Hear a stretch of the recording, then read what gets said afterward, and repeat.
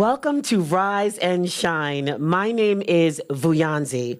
Part of Isaiah 117 says, learn to do good, seek justice, help the oppressed. Today we're talking about social justice. Why? Because there is injustice all over the world. So many times we're thinking, I can't march, I can't do what the younger people are doing. However, today I would like for you to know and get through the conversation that wherever you are in your sphere of influence, you are capable of making an impact. So we have our two guests here today that are going to help us to unpack the impact you can have on the world. So I know you both, that both of you have your creative ways of having addressed injustice. And I know that you are both very qualified to be here. However, I know some of those audience members will say, well, who are they? And why should we listen to them? So I love starting us off with asking the question, Dr. Mashai, tell us, who are you? And why should the people really listen to you talk about social justice? First of all, let me just say how excited I am to be here. This is a topic that's so close to my heart. And I think the real reason, first of all, that I'm here is that, you know what? I am human. And I think that's the biggest qualification. But I'm a daughter, I'm a sister, I'm a granddaughter, I'm a mother, I'm an other mother. I am all these, I'm a friend, all these. And because of that, I'm right in the space of society. And therefore, justice is close to my heart. And I know we'll come back to talk about that. But I work at the crossroads of culture. So I'm an artist, I'm a storyteller, I'm a theater person, I'm an academic. So my PhD is in performance studies. And I'm really, really interested on how people make meaning and then what do they do about it. And while I don't work with civil society, I think anybody who doesn't work for civil society should support civil society. So I also work in this area of advocacy, both with civil society, but also right across government. So for me, that's why I'm here, and that's why I'm excited about this topic. Wow. And I couldn't be more excited to be sitting next to people like Jerry and yourself. So. Oh, I love it. I love it. I can already feel the temperature rising in a wonderful way here today.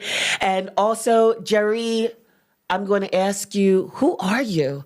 Why should the people listen to what it is that you're going to say today about social justice? Wow. First of all, thank you for having me. And just like Mshai, I'm so excited. I don't know why I didn't ask you who the other guest was. So it was such a pleasant surprise when I walked in. I'm like, oh my God, it's you. But really, just like Mshai, what qualifies me is that I'm a human being walking this earth as a wife, as a mother, as a woman, as a daughter, like you said, just like her. And in all those persons that I am, I have my struggles. And I have wanted to make a difference and impact as a daughter with my family, as a wife with my family, as a sister, as a colleague at the office, as a member of my church, all these places that I am, what every space is requiring or is looking for ways to make a difference. And it looks different in the different spaces. So where can I apply myself? Where can I see this difference? Can I really make a difference? And I guess knowing that even those who are listening to us, there are all these people, maybe not a woman, maybe on the other side is also a man, but they're also just human beings seeing the injustices around them, because just like you said, injustice is all around us, all over the world. What I'm looking forward to in this conversation is just knowing where you are and what you can do and what that can possibly look like. So I'm really hearing from both of you that it starts with being human. Yeah. That there's nothing complicated here. It starts with simply being human. So as both of you talked, there's something that you both have in common, and that is the passion. That's why I said the temperature was rising, because I could feel the passion that you have for this topic. So I got to build the foundation to think about what it is that's caused you to become so passionate about what it is that you do in the realm of social justice. Jerry, I'm going to start with you. Well, I think for me, I grew up rather, I would say, privileged. I didn't lack. My parents they were able to provide for what we needed. But then when I got married, and maybe the things that I saw were more from what I read, from movies I watched. Then I got married. And my husband was the ones I was reading about, was the people I was watching about in the movies. That was his real life. Wow. And that for me became a snap of reality. That I have not experienced these things. I don't know them. I don't connect as much. And you can call me a Barbie or, but I didn't connect with those things. But when I met my husband, that side of life became so real to me. It became so personal to me. And I realized that there is truly, and maybe I was ignorant, but there's truly people struggling out there in ways that I had not imagined, because I thought mine was the basic, mine was the bare minimum. Yeah. Even though I saw, and everything else was either from the movies or, I didn't connect with it that way. So from that time, I think I realized that you can do small things that you can help to change people's lives. And it's just small acts of kindness every day. It didn't make me an activist. It didn't make me a change maker. It was just small acts of kindness from one human being to another. If you need something, if you need a meal. I remember this one time, we were newly married and my husband comes home late at night and walks in, and we're living on the 4th floor of an apartment. And he walks in with this rugged guy who has not showered for a while. Right. You could tell Wow. from a distance before he got into the door. And I'm like, what's that smell? And this guy walks in and he looks so scrawny and, his eyes are shifting. And I look at my husband, I'm wondering, what's this about? But he tells him to have a seat. Then he tells me to get him some food. I'm looking at the door thinking, how fast can I run to the ground floor? Wow. Because I'm not sure what's about to happen. And then he goes to the bedroom and he doesn't say anything else. So he goes, and I go to the kitchen holding the door with one leg because I'm like, I need to see what's going on there. But I put on a meal and I give this guy, and I just see him eat like he hasn't eaten for days. And I cried. I was like, oh my God, I saw this human being that just needed food, something warm. And my husband comes out with a bag of clothes and gives him. And I thought to myself, we haven't changed the world, but this man tonight will sleep well. We didn't give him a shower or anything, but this man will sleep well tonight. He has a change of clothes. And he was so grateful, and he said, thank you. And I was like, oh, I want to do more of this. How can I do this more? It may not be feeding them. It may not be clothing them. It may also be in different ways. But I want to make a difference in somebody's life somewhere. So for me, I think that was the first time I really felt that I have the power to make a difference, that I can actually make a difference in my own house. I didn't even leave my house. I made a difference in somebody's life inside my house. Yeah. This might be the first time I'm about to cry on this show. Oh my goodness. Wow. And even the last part, and of course we're going to come and, expound on this, but you said you made a difference in your house. Yeah. You didn't even step foot out of it. Wow. Okay, just blinking back tears. All right, I got this. Dr. Mashai, for you, what has created your passion around the work of social justice? So I think for me, and I'm also still processing it. Yeah. So I'm thinking, I think there are 3 quick points and 3 quick stories. One was like Jerry growing up. I grew up, so there was my mom, my dad, and 5 of us.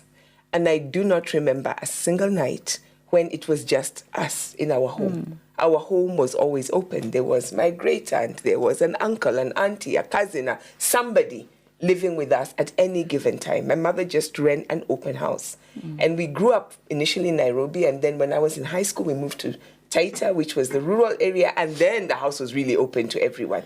And for me, it was watching my parents constantly. Like, my dad didn't believe he's only educating his children. He was educating practically the whole village. In fact, there's a school that was started after he died that was for underprivileged girls that was named after him, and it still is there. So for me, there was that background.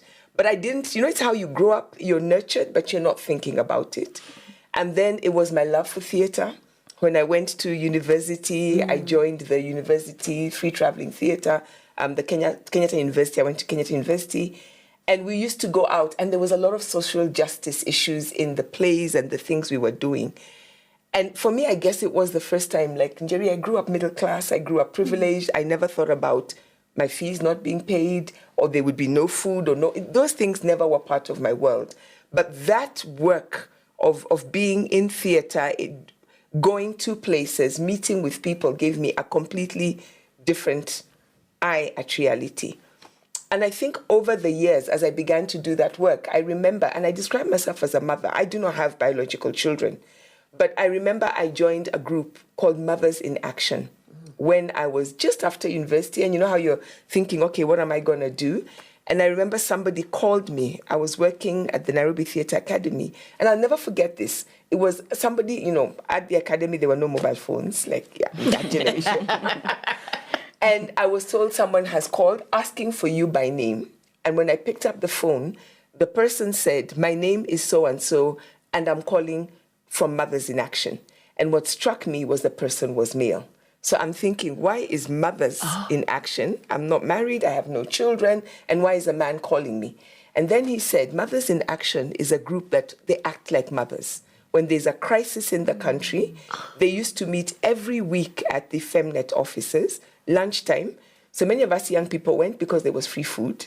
And so they would, and then during that 1 hour, anybody with any pressing need would come, and the people there would say what can be done. And because we were young, we were the ones who did all the running around. And that was where, at that time, we had Wangari Maathai and the Mothers of Freedom Corner. I was in the office on the day people brought this up and said, there are women whose sons have been in detention. They're going to go and camp in this big park in the middle of Nairobi that faces the building where they believe their sons are being held. How can we help? And so it wasn't even that I was invested in the issue. I was like, okay, another thing to do. What do we need to do? Buy lamps, buy this. And when those mothers, I was not there, and then they said these women will need people with them 24/7.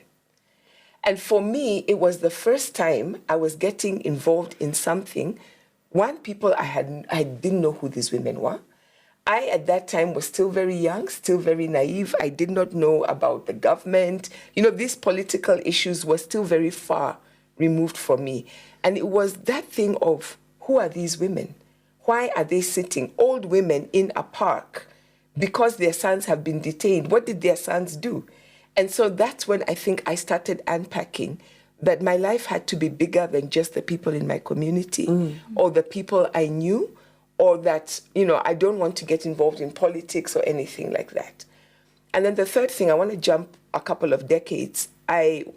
Somebody who's very close to me, a family member, went through a court case. It was a civil court case. That person had been sued for something that they were supposed to have said that was supposed to be defamatory. It was something that was in the public domain, and this person was a civil servant doing their job. But they ended up in court because the thing they said was, this person said, oh, you defamed me, and as a result, I lost my job. And so for me, when we started that court case, first of all, Vuyanzi, court cases in this country take ages. Literally, I can say a decade, right? And so it was my husband, and we had just been newly married. And I think we spent maybe half a year of our lives sitting in courts. Wow. So initially I would go to court, and in Kenya, we've got this line, justice is the shield and defender, which is from the national anthem. But also as you go into the courts, you see it over there. So initially my prayer was always, Lord, we are on the side of justice. So we want your justice to be our shield and defender. It was very much about us, right? About this particular court case. I know we're in the right, so can you be the person who fights for us? But Vuyanzi, over the months, over the years, you go in early and you see people coming to the courts. and you hear their stories. Sometimes while we are waiting, Yeah. you're asking people, what's your story? And somebody says, we were fired. I remember there was this big group that had been fired unceremoniously. And 5-10 years later, they were still in the courts. And I'll never forget this man saying, every time we come for our court case, somebody has died in that group. And they were just, casual workers. So the company's strategy was to keep them in the courts because at some point they would run out of money or there wouldn't be enough of them to pay off. Wow. And my prayer changed during that period because I thought, it's not about us. We are middle class. We have some funds, definitely not enough for that court case, but this court case that we were going through was one that many people knew about. So we had lawyers Right. who volunteered their time. We had friends who sent us money to cover the costs. And even at the end, in the end, it wasn't any more for me about that court case. It was that my eyes were opened to the fact that the court system has got so many issues with it. And God was calling me not to ask for justice for me, it was for everybody. I'm hearing stories that are touching my soul, number one, and I'm blinking, but I feel so much, I don't know, I'm feeling a lot of emotion inside of me about what I'm hearing. And I think because justice is important to me. But I'm hearing that both of you could have made a decision to let injustice be something over there. We're not really, we can just push it kind of over there. I'm hearing both of you say that your heartstrings were pulled. And the thing that I'm taking out of this, Dr. Michelle, you're saying it's bigger than us. Yeah. It's bigger than us. Because both of you could have kept it about you and you could have said, get this guy out of my house. You could have been like, oh, those poor people, let's just focus on our case. But both of you, there's been something else that's pulled you. So we're moving this conversation forward, but it's tough right now. I'm going to tell you, it's really tough as I hear that and hear about the injustice. So one thing is, I guess you're bringing up justice is our, what is it? Shield Our and shield and defender. defender. Our shield and defender. So of course we're talking about social justice. However, what I didn't do is really come up with a definition of what social justice means. And Jerry, I don't know, it doesn't have to sound like it comes from Google, but what is your definition of social justice? I'm glad I didn't look at Google because I think it would have. When you say that, I'm like, what does Google say? But I'm glad I haven't looked at it because for me, social justice is the right thing, applied to all, not for some, not for those who can afford, but to all. That it's the right thing that is for you, for me, for that person who can't afford, for the most vulnerable, even for the rich. Yeah, that it's uniform. It's the right thing that happens just to a human being. I can't even think of any other way of saying it. I don't know. Maybe I'm shy. And I like what you said. I think earlier when we started and said by situating ourselves, it's about everybody in the society.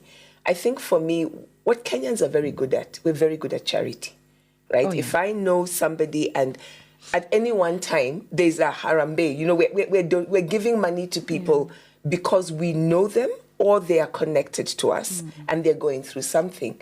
I think we have to move beyond charity and begin to get to the frameworks and the systems so that somebody does not need to know somebody to be able to get something that is everybody should be having. There's a picture that's from my mind that's been going around that breaks my heart.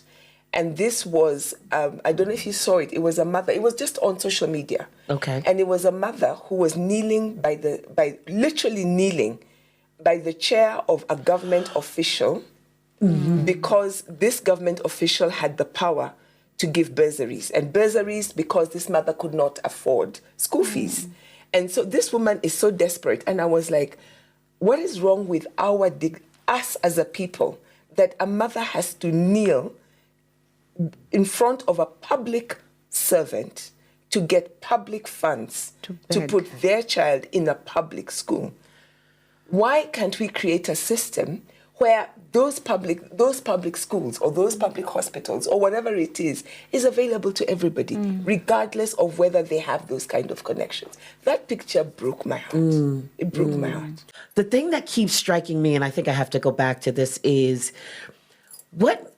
you told me how both of you got to the area of being passionate about what you do, but how do people get this passion? Because some people do feel removed. Some people feel like, I don't know what to do. So then automatically they kind of stay away.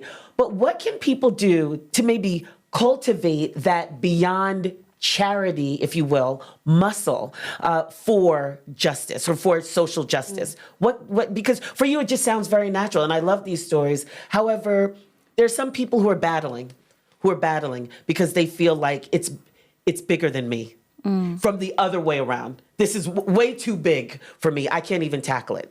I don't know. How do people develop this muscle, Jerry? I see myself as that person who needs that support.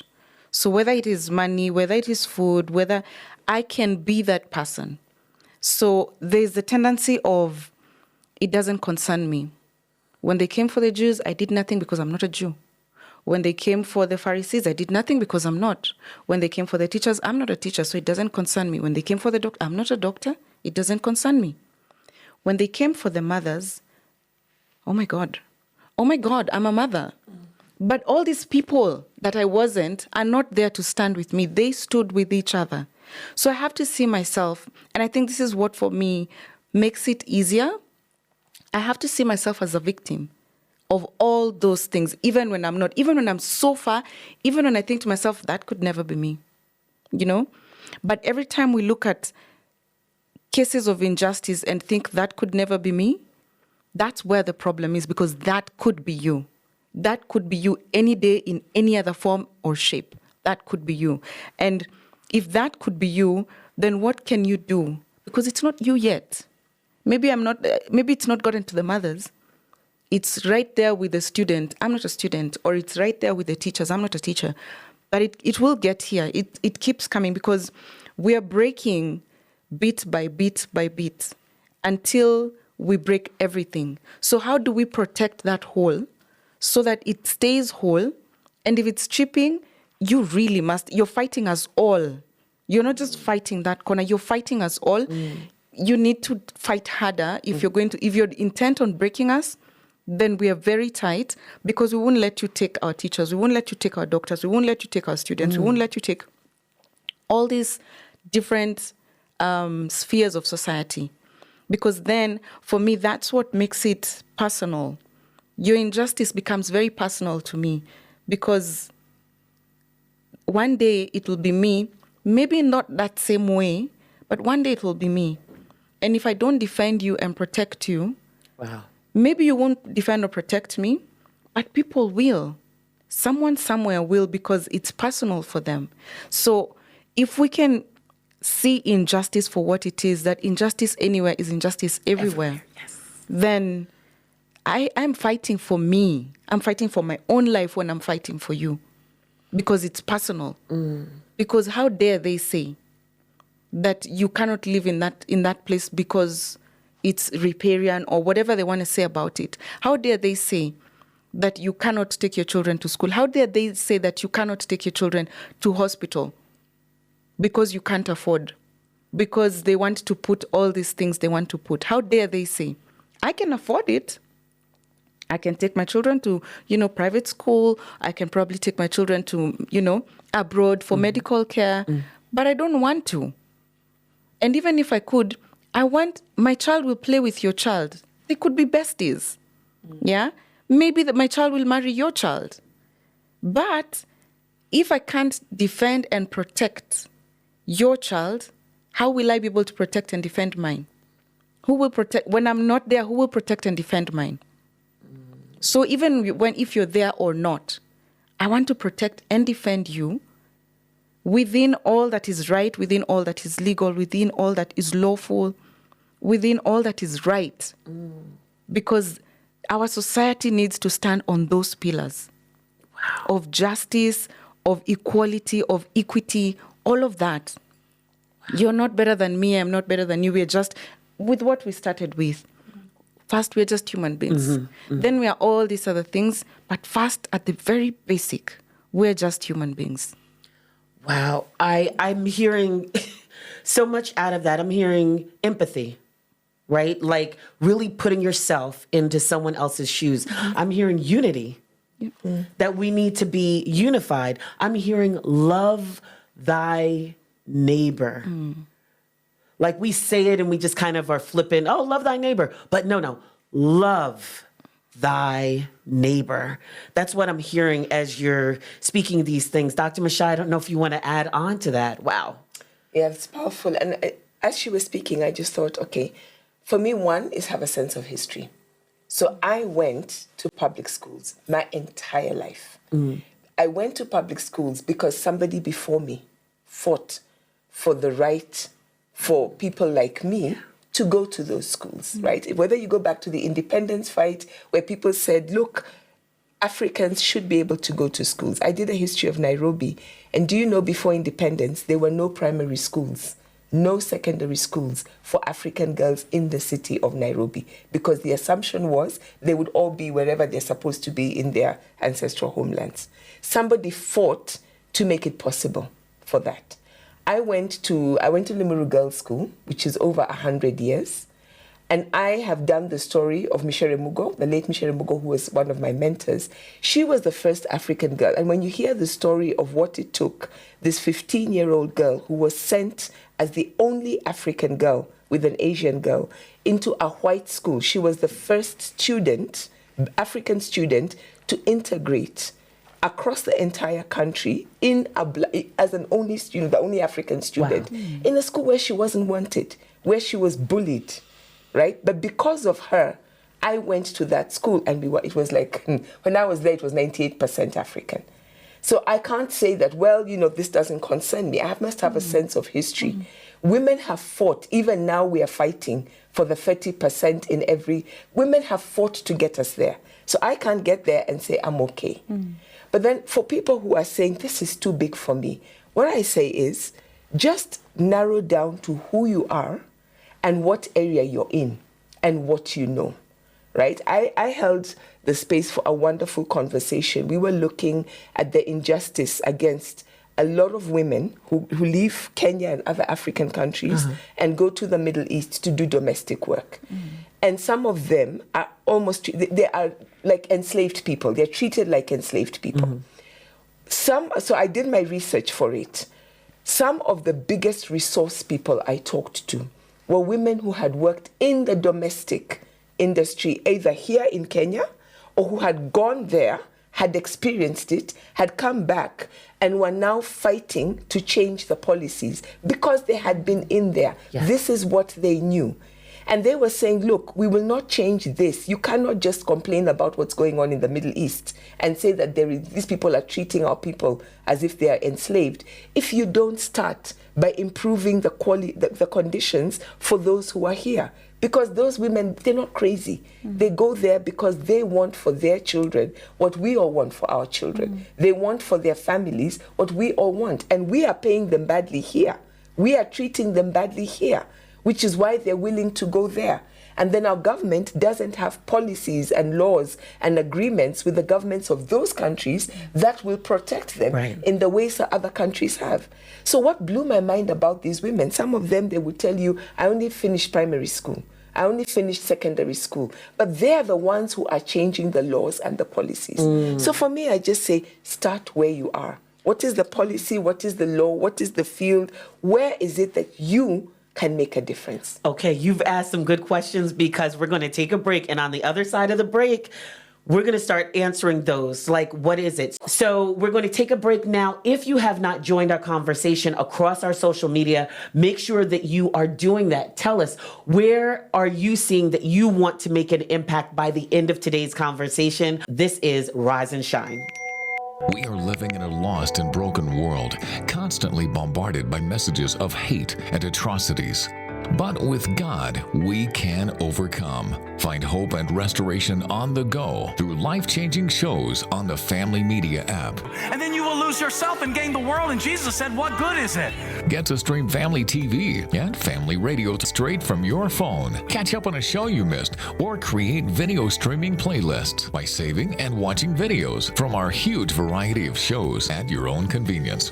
Download the Family Media app, available for all Android and iOS users on the Google Play Store and Apple Store, respectively. Family Media, keeping Jesus on the airwaves.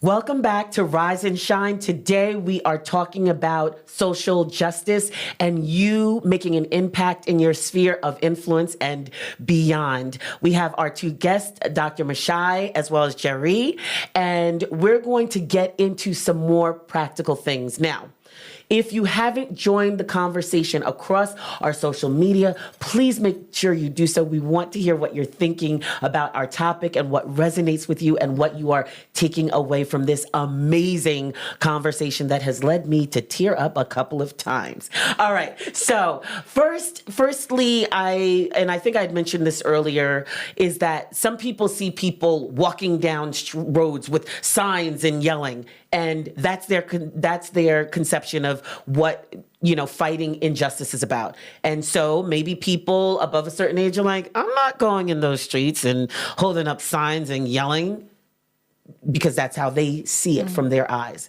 So let's talk about some of the other misconceptions about social justice and what it really, how people can get involved. Actually, Dr. I left off with you, but we'll pick up from you. Well, I think one of them is just, I'm too small to make a difference. What can I do?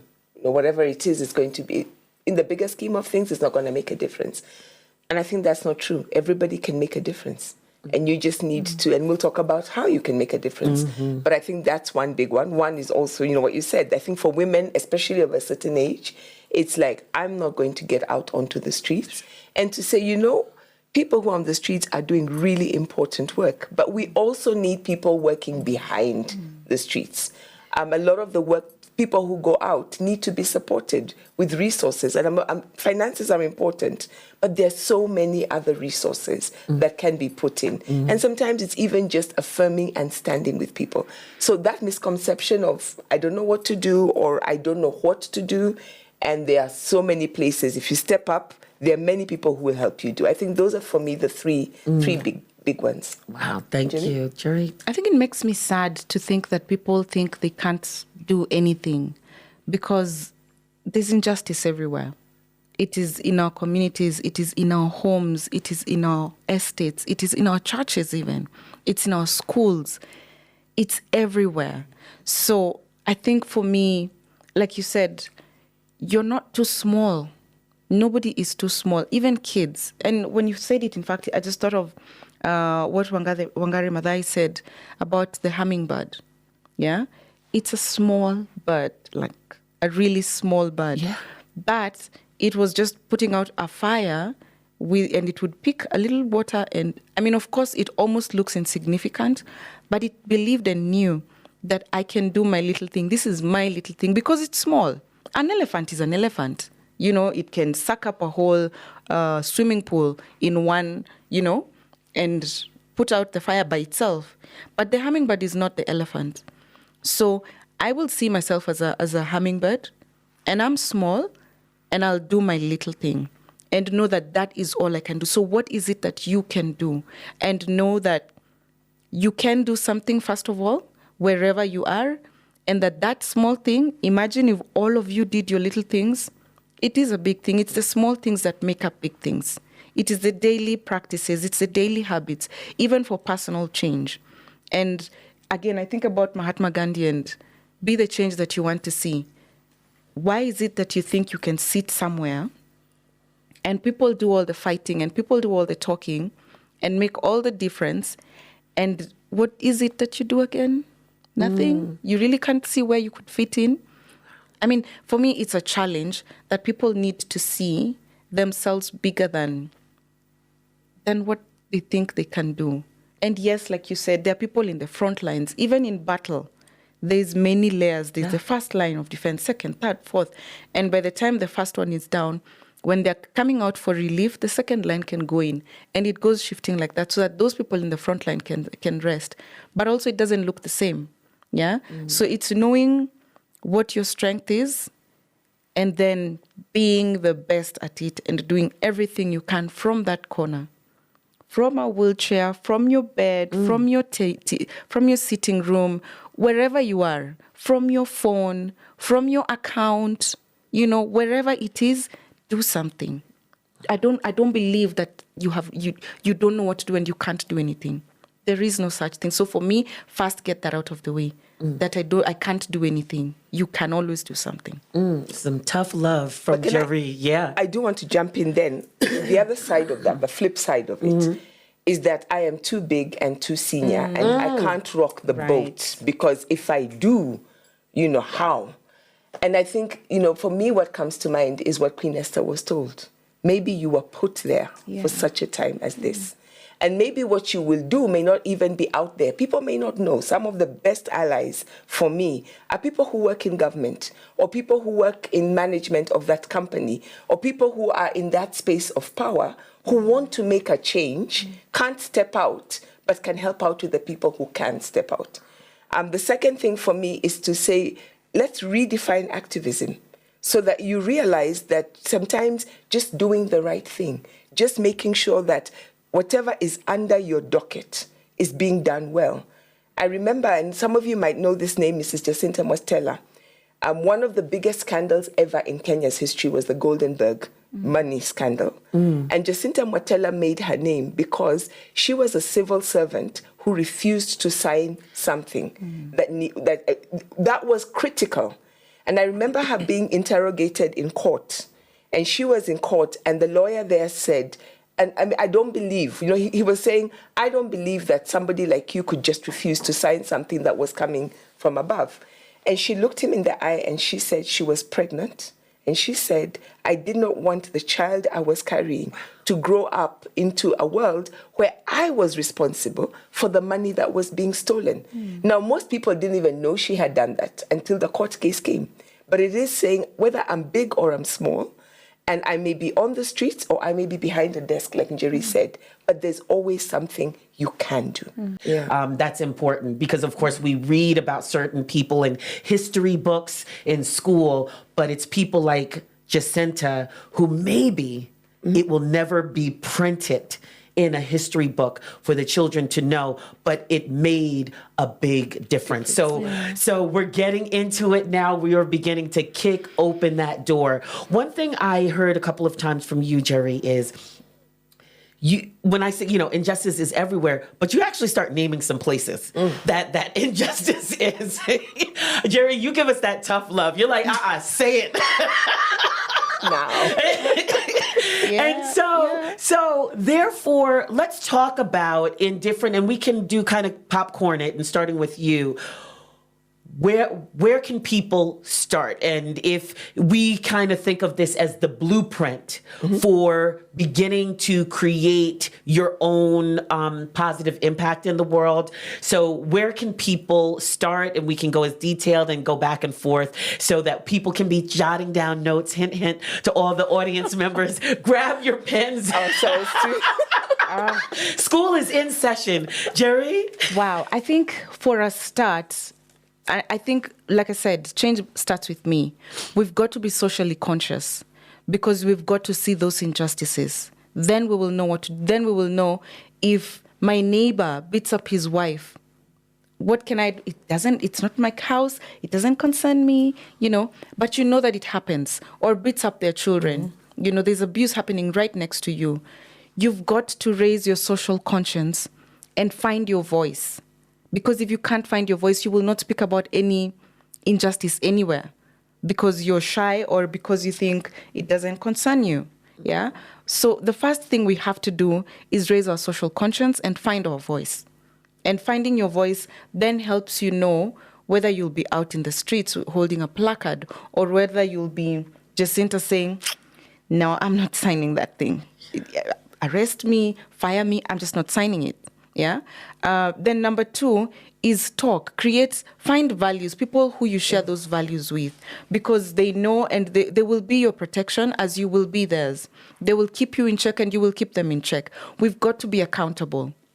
Yeah, we've got to be accountable in the things that we say, in the things that we do and don't do. Yeah, because it is the not doing also that enables and creates an environment for those bad things, for those injustices to happen. So our lack of standing up, our lack of saying something enables these injustices that we see continuously. If we are just brave enough to just start, take that first step. I always say, Lord, give me just enough light for the step ahead, not for the journey. I don't need to know how far this goes. Just for the step ahead, for me to put my right leg in front of my left, just one step at a time. Because if I see the journey, You may not want to take another yeah, step. I'm like, yeah, no, I'm not going that way. You know, like I don't have the stomach for this. And sometimes we think we need to know how this ends. Not necessarily. It may not end the way you think it would. There's what you hope and pray that this will go this way. And maybe it will, but you'll never know if you don't even take that first step. So just get started and have faith. If your conscience is clean, if you know and you genuinely want the best out of that situation, it will go in the best way. And the best way does not always mean that that person will not be fired, that that person will not be arrested. But justice is, I think it's like an umbrella. It will fall in its place sooner or later. Sometimes it is delayed because of our inaction, but it will come. It can come sooner because then we do what we're supposed to do. So, like she said, plug in, find your place, take that place and do the best that you can. So, and I'm going to jump to you, Dr. Mashai, but there's something also that I'm hearing, and I think we can look at history maybe and know this, that some who fought for justice would never see the thing come to fruition. And that's maybe something that we need to resolve, that maybe we have belief that it will work, but we don't need to be attached to that I must see this happen like this. It reminds me of the story of Moses and the Promised Land. Yeah, he was taking the people to the Promised Land, but he did not get to the Promised Land. Yeah, if he had known he was not going to get to the Promised Land, he'd have said, you know what, I'm not even going to get there, so you guys take this on. I'm too old. My time's up, you know. He probably would have given up, but he didn't. And he did everything he could, bore all the pain and frustration and the grief that the people gave him. But still he went on up to where he went. And then somebody else took over. So let me even bring it into the context of the Kenyan situation that we're in right now. So even as we're recording this, Kenya is going through what I believe is a revolution. Yeah, the Gen Zs have come out in large numbers across the country and are pushing back towards a system that is oppressive, that is raising taxes, and that just is corrupt completely. It's a system. Let me just ask this, because some people say, Gen Z, who are those? I believe they're under 30. Yes. Okay, under 30 years old. And there's the Gen Zs, then there's the millennials who come over them. I think that 25 years, there's a 25-year gap. 25 to 30-year gap, and there's the millennials, and then there's the Gen X, and then the baby boomers. You know, it goes up that way. But what the Gen Zs have been able to do is stand on the shoulders of the previous generations, right? And so we came in our time and found that those who had come before us had been pushing against the system and have succeeded in some way. And we were able to enjoy some of the freedoms that they fought for, died for, yeah? And so we have, and it goes back to what you were saying, Shai, about knowing our history and those who came before us, because we appreciate what they did. And we defend the freedoms that they got. And we don't take it for granted. We appreciate that and fight for more, yeah? Because if we don't acknowledge and appreciate that, we have a constitution now. People laid their lives for it. People fought for it. People lost so much to get that constitution. And it is now the thing that is driving us in this moment in time in this country, that people can be able to go to the streets and do all the things that they want to do. And going forward, what then do we hand on? It's a baton. So you may not see the end of it. Do your part now.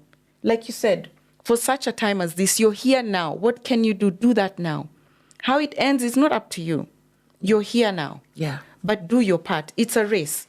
It's a relay. You do your part, run the thing, and pass it on. It can't be passed on if you don't pick it, and if you don't run, and if you don't hand it over. There's a lot of things that need to happen. So do your part and do it well. Yeah. And if you fall, it's fine. Pick yourself up, dust yourself, and go with the dirt, with the mud. Keep going, even with the blood. Keep going. Pass it on. Those who take it on after you will honor you for the struggle that you went through to get that thing to them. And they will guard it and run it on to their children, because it's the fight for our lives. It's the fight for our old age. When I think about it, I'm like, I don't want to be old in a country where I cannot afford to eat, I cannot afford a home, I cannot afford medical care, quality health care. I don't want that. So it's a fight for my life. It's also a fight for my children. I want them to be able to have decent jobs. I want them to be able to have fulfilled lives. I want them to be able to go to school here in this country. Yeah. And when we open our country to others, I want them to come to a place where there's pride, where they can see and appreciate and acknowledge. And we take care of our country in every way possible. Yeah. So we have to do that and see the future for ourselves, for our children, but ourselves as a generation, for our children as a generation, and for our grandchildren. What are we passing on? Yeah. So it's that being conscious from the word go, and that selfishness that is futuristic. Because if it works for me, it works for you, Vuyanzi, it works for you, Mshai. If I can afford quality healthcare, then so can you. Because unless I've built my own hospital and I bring my own staff, no. Yeah. But it's quality healthcare that is public. Then we can afford it, and it's for all of us. So I'm fighting for me, for my generation, and for my children's generation. And that is wide. That is what makes it public. And that's what we fight for. And that's how I know where my role is. And sometimes that shifts, It's not always stuck there. Sometimes it shifts. Sometimes I'll go to the streets, because I can see my role in the streets. We need the numbers. Sometimes I will help in designing something. Sometimes they need funds for something. I will support with funds. So it shifts. So it's not just one thing. So don't be stuck with thinking that if I can't be in the streets, then there's nothing I can do. There's all these other things you can do. And maybe someday you'll find yourself even in the streets. And it's not the ultimate. It's what you can do, where you are, how old you are, where, it varies. Wow. We're hearing it. Dr. Mashai, just come on in. Yeah. And I love what you're saying, that you're building on what others before you have done, but you're also creating the foundation for which those who come after you. I think people often get frustrated because they think, are we going to, we'll never do this. I hear this a lot, but Kenya will never change. The world will never change. Africans will always, and you're like, no, because you're so stuck to where you are right now. And we may not be the generation that changes everything, but we make it better. And then those who come after us. So I chair the board of Raia Trust, and Raia we are civic educators. That's what we do. And over our 20-year history, for me, I always remind people, I can look back 20 years and see where Kenya was at the turn of the millennium, what the questions we were asking, the things we were fighting for. And I can see where they were achieved. Now, the constitution we have now, which was promulgated in 2010, is not perfect. People fought for many things, they lost some battles, but by getting the constitution we have in 2010, it is not the constitution we got 50 years before. Now, people say, but we did not get this, that was useless. Say, no, let's fight now for constitutionalism, sustain the ground we have, so that those who come after us say, we did not go far enough, but we are here now, so we need to fight. One of my board members, my fellow board members, who I love because he's Sheikh Abdullahi Abdi, he has been fighting. He tells the story of how he began his fight for social justice in the year I was born, in the 60s. Wow. So he's been in it for 50 years plus. And he called me after this, what Jerry was talking about, the Gen Z hit the streets.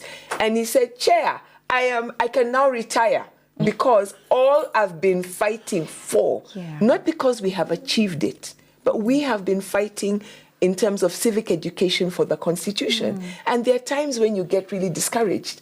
Now, young people are saying, I wake up in the morning and I recite Article 1 of the Constitution, we the people. People are saying, shall. Mandatory. Right? And we're like, for 10 years, it hasn't looked like we're making progress. Now we have pictures or video of young people holding a constitution and in the face of and saying this and this and that. Now, we aren't there yet, but people died and people worked so that we would be here. For me, one of the things I keep saying is that Gen Z, and this is across the world, are the generation that's now stepping onto the stage, but they're there with the millennials. If you look at what's happening in Kenya, the millennials are very much part of what we are calling the Gen Z. I say the Gen Z movement because it's a name for a historic moment. But you know what? Behind the scenes, you have Gen X, the Uhuru generation, and then you have people like Sheikh Abdi, who are even older, who are setting the frames, who are putting people, sending advice. So one of the things I tell people often that happens is when you are younger, right? In my 20s, I was on the streets because if they came, I could run. In my 40s, I began to realize I'm a little bit slower when the running comes. I was joking with my nibblings, who I was on the streets with a couple of weeks back, that if they come, you guys run. I will drop onto my knees and I will start praying because at this age, I don't want you trying to pull me because I can't keep up with you and I don't want them targeting you, right? So many of my generation in our 50s, those in the 50s and 60s, will not be on the streets, but they may be behind the scenes, putting their resources. And by resources, I don't mean money. It could be just strategies. It could be wisdom. We've tried this before. Do this. You need to go to court. You will need lawyers who know how to do the court cases. Now, I want to move from this big picture of the nation, right? And say it may be in your sector. You may be a teacher and you are frustrated because you are seeing something in the system that isn't working. So it may be a policy. And for me, the next thing you do once you say, I'm invested in this, is to find other like-minded people who are there with you, who also know that sector, who are saying, I need to fight for it to be possible for every child to get an education without their parents worrying about this. I need to fight because in the school system, I know that there is a lot of abuse happening of girls in the school system. That's going to be the fight of my life. It'll take me 20 years, but 20 years from now, we will have the policies in place. We will have the laws in place. There are people who fought for girls not to be taken out of school to be married off. So now we have laws in place and there are entire places where the chief will lose his job if a girl is pulled out of school. And those girls walked out of school, went to home, to her mother's house, got her mother, put her in the uniform and said, you will sit in class until our sister comes back. Wow. Now, do you know why they did that? That mother was probably powerless. But by pulling the mother out of the home, the whole family had to do something about it. Turned out that the girl had been ferried out of the country, married to somebody out of the country. So they were saying, oh, she went to visit her cousins. But do you know that girl was brought back? And she was brought back because her entire classmates, but so did the teachers enable that. So did the chief enable that. So for me, it is saying, number one, it's not going to be a short-term event. It's a marathon. And I think that's why you need this group of people and you need to commit long-term because you will lose some battles along the way and people will need to pick up each other. You will need skills that some of you don't have. And so for me, it is that big picture that's both you're thinking about the history, but you're also thinking vertically and making those connections, which is why it is social justice. It's about society. Exactly. Wow. Wow. I can't say too much else to that, but if people are not picking something up from what both of you are putting down, then that's on them because everyone now should be clear that wherever they are, they can do this. So we only have a couple of minutes left, and I'd love for you to give us your parting shots in like 30 seconds or less, just so that it can just resonate in the ear. This will be the last thing that everyone hears, that it resonates in their ears. Jerry, what do you have to say? I think my parting shot is the activist has been made to sound like this kind of angry person, someone who's not satisfied with things. But really an active citizen, an activist is an active citizen, yeah? Participating in change, the change that they want to see. So if you're listening to me, go and be an active citizen. Wow. That's it. Simple, yet profound. Dr. Mashai? I want to end with the words that Mordecai gave Esther, that you have been put here for such a time as this. And if you don't do it, God will still get it done. But woe unto you if you had the chance to do it and you did not do it. Because in the end, that's what Utu is about. That's what your humanity. This is why God created you and put you in the place that you are. I have been moved and touched in ways that I have never been in recording this. Today, I am so moved and touched. And so I say to everyone, take what you have learned today and apply it. This isn't about entertainment. Yes, we're on TV and on the radio, but this isn't about just entertainment. This is about creating an impact that can have ripple effects around the globe.